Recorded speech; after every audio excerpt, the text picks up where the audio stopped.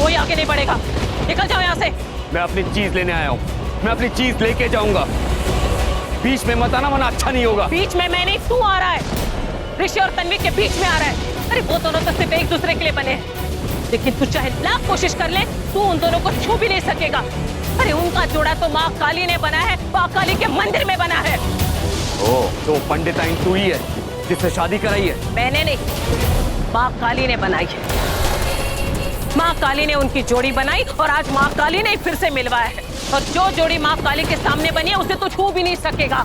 आज तुम्हारी माँ काली के सामने ऋषि की मौत होगी और उसे बचाने की कोशिश मत करना, वरना तुम भी मारी जाओगी। अगर तूने एक कदम भी आगे बढ़ाया ना तो माँ काली की कसम, माँ काली का कोप तुझे जला के राख कर देगा।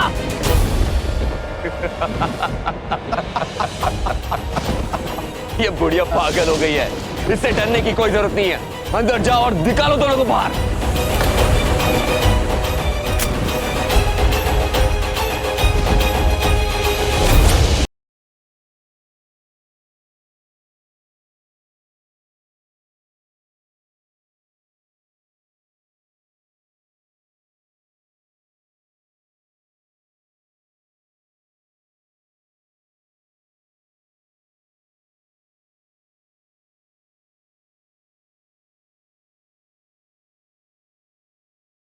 उन दोनों को बचाने के चक्कर में तू अपनी जान क्यों जोखिम में डाल रही है? क्योंकि उन दोनों को बचाने के लिए माँ काली ने मुझे चुना है, इसलिए आज वो दोनों मेरी शरण में आए, मेरे पास आए हैं। अब समझ में आया, अब समझ में आया कि माँ काली ने उनको मेरे पास क्यों भेजा है, और अब समझ में आया कि तू यहाँ तक क्यों चला आया, क्योंकि आज तेरी मौत तुझे यहाँ लेकर आई है। आज उनकी नहीं, आज तेरी मौत होगी, तू जलकर खाक होगा। चला जा, निकल जा यहाँ से।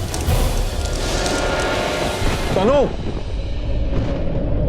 और कितना इंतजार करवाओगे? मैं बोर हो रहा हूं तुम्हारे बिना। पागल हो गई है, इससे डरने की जरूरत नहीं है। चलो अंदर।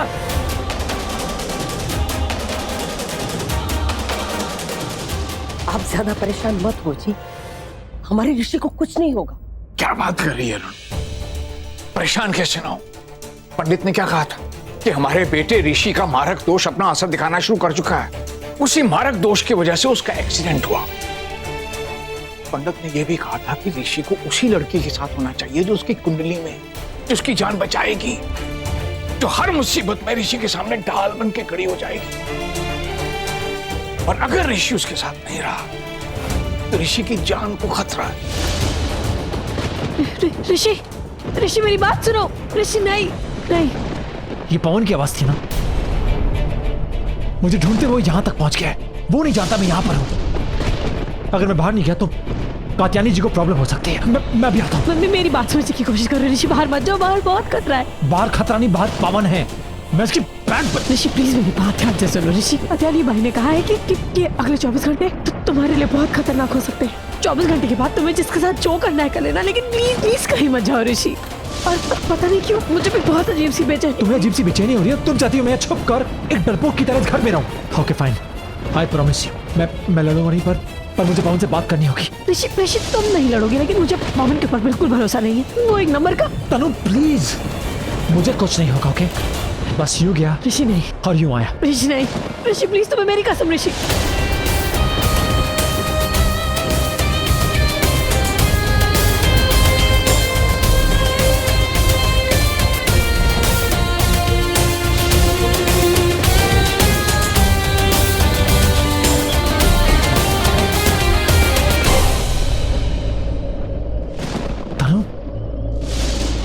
तुम रो रही हो? अब रियल सॉरी, मैं तुम्हें रुला दिया, पर बिल्कुल टेंशन नहीं था, इरादा नहीं था मेरा। प्लीज रो मत। देखो मैं तो। ऋषि प्लीज प्लीज मुझे छोड़ के मत जाओ, मेरे साथ रहो प्लीज। तुम जैसा चाहती हो वैसे होगा, बस तुम रो मत प्लीज। तुम रोती हो तो मुझे अच्छा ही लगता है। प्लीज तुम रोना बंद करो।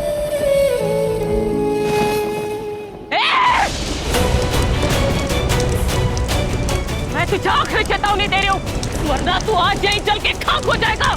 माँ काली तुझे नहीं छोड़ेगी, रुक जाओ। ए बुढ़िया, मेरे पास फालतू टाइम नहीं है तेरी बातें सुनने का। चला रुक जाओ, मैं तुझे आखिरी बार बता रही हूँ।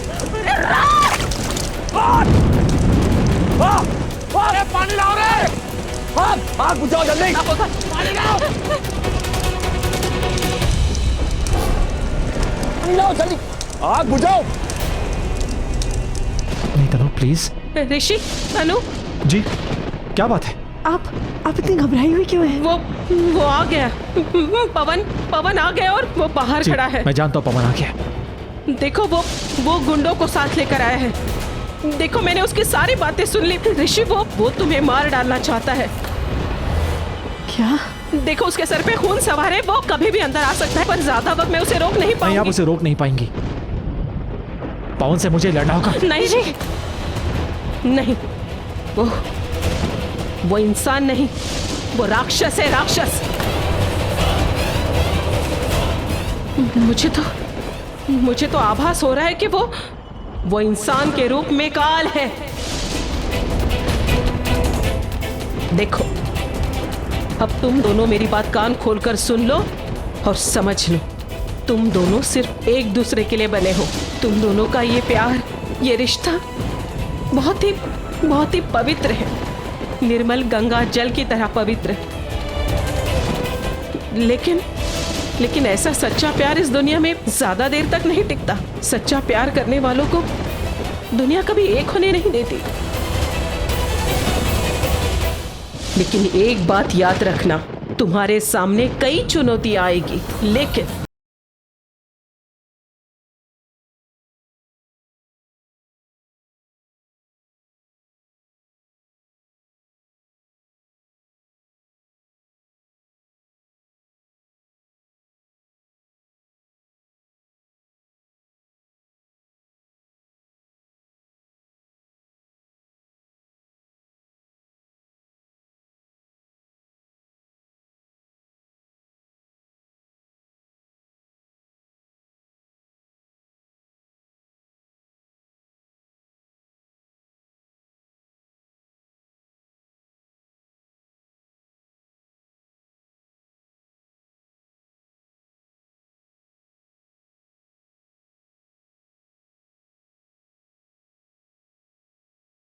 अगर आज तुम अपनों के पास चले गए तो शायद हमेशा के लिए अपने प्यार को खो दोगे। पता नहीं किस सपनों के रूप में काल तुम्हारे सामने आ जाए और तुम्हें ले जाए। इसलिए जाओ यहाँ से, चले जाओ। ऋषि तुम पीछे के दरवाजे से जाकर देखो, वहाँ कोई है तो नहीं। जाओ। ठीक है, मैं बाहर जाके देखता हूँ। तनु मैं भी आया। ऋषि अपना सुनो, ऋषि अपना तनु मैं भी आया। तुम्हारे पास समय बहुत कम है, सिर्फ 30 सेकंड। 30 सेकंड में मैं तुम्हारी पूरी जिंदगी बता रही हूँ, सुनो। ऋषि का ख्याल रखना, उसके साथ रहना। आने वाला समय उसकी कुंडली में बहुत भारी है। आने वाले 24 घंटे उसके लिए बहुत भारी है। हमेशा काल उसके पीछे रहेगा, उसकी जान पे भी बनाएगी। लेकिन तनु, सिर्फ तू ही है जो उसे काल से बचा सकती है। देखो, जब भी ऋषि के पीछे काल आएगा, तू माँ काली से शक्ति लेगी और तू उसके काल के सामने आएगी। तू उसे बचाएगी, तू उसे अपनी जिंदगी की ओर लाओगी। तनु, तू उसकी किस्मत है और वो तेरी किस्मत है। और तुम दोनों की किस्मत एक दूसरे से जुड़ी है। सिर्फ इस जन्म नहीं, उस जन्म नहीं, बल्कि हर जन्म के लिए तुम एक दूसरे के लिए बने हो। ये 24 घंटे बहुत भारी है उसके ऊपर। इस 24 घंटे में हर पल, हर घड़ी साई की तरह तुम उसके साथ रहना, उसके पास रहना, उसकी रक्षा करना। अगर ये 24 घंटे गुजर जाएंगे ना तो ये बुरा वक्त भी गुजर जाएगा, ये काल भी चला जाएगा। फिर उसके बाद ना तुम दोनों हमेशा एक दूसरे के साथ रह पाओगे। हाँ, माँ काली का आशीर्वाद हर पल तुम्हारे साथ है। उसे बचा लेना। बाहर का रास्ता देखा, वहाँ कोई नहीं है। हाँ, वो पीछे का रास्ता जंगल की ओर जाता है। जा, माँ काली का आशीर्वाद तुम्हारे साथ है। Thank you. अगर आप नहीं होती तो हम कभी एक नहीं हो पाते। हाँ, लेकिन तुम लोग जाओ, समय बहुत कम है। जाओ, तुम लोग जाओ। तनु चलो तनु चलो। तनु, अपना भी ख्याल रखना। जाओ, जल्दी जाओ, माँ का आशीर्वाद तुम्हारे साथ है। जाओ। चलो तनु चलो। ओ यार एसीपी, वो 3 घंटे हो गए ऋषि और तन्वी को भागे हुए, आपको अभी तक पता ही नहीं लगा कि कहाँ है वो लोग। बेदी साहब, हमारी पूरी पुलिस फोर्स उन दोनों को ढूंढ रही है। हमने शहर से बाहर जाने वाले सारे रास्तों पर नाकाबंदी कर दी। हम पूरी कोशिश कर रहे हैं कि वो जल्द से जल्द पकड़े जाएं। ओ ये पूरी कोशिश नहीं है, पूरी कोशिश होती ना तो अब तक पता चल चुका होता कि है कहाँ वो लोग।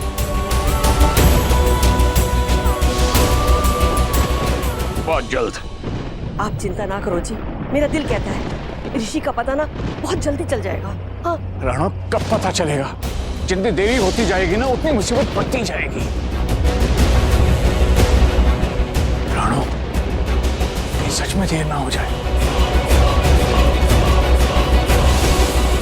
कोई अनहोनी ना हो जाए।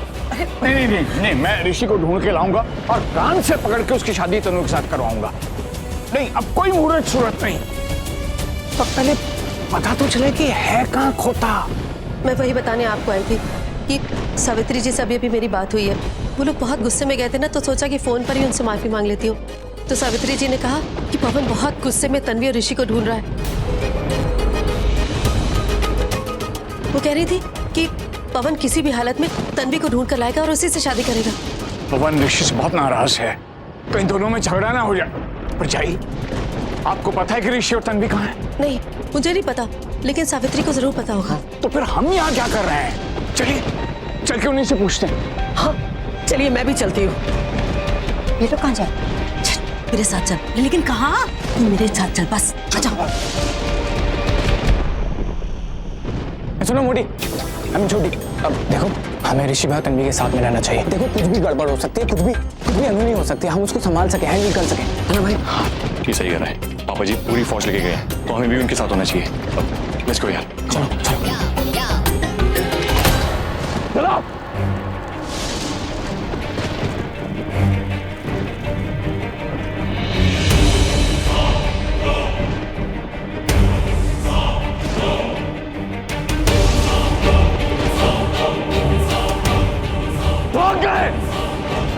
कोई बात नहीं, कहां तक भागेंगे दोनों? अभी थोड़ी देर में सुबह हो जाएगी, पकड़े जाएंगे।